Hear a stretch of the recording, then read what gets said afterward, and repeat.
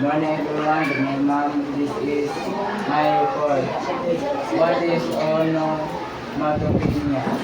Onomatopoeia is that it's a word that imitates the natural sound of something. These words are designed to sound like what they represent, helping us picture image the sound. Sige, example nga.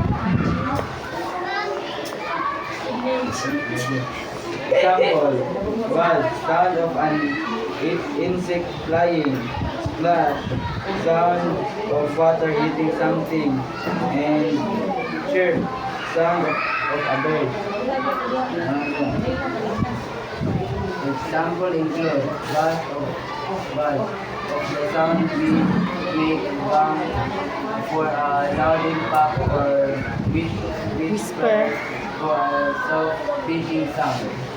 These words bring description to life by allowing readers to hear the sound in their minds. Okay, so these are mostly sounds that you can find in the environment, no? That's onomatopoeia, the imitation of sounds. Think of onomatopoeia words.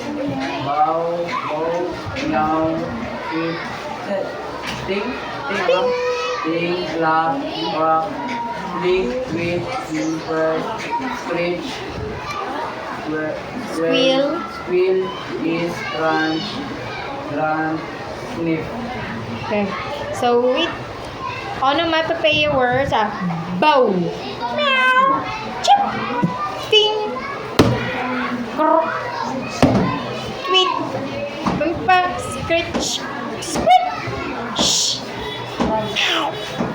Ganon yun siya. Ganon talaga yung sounds ng onomatopoeia.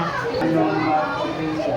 Simple word. Onomatopoeia is a word that imitates or resembles Resembles the sound it describes.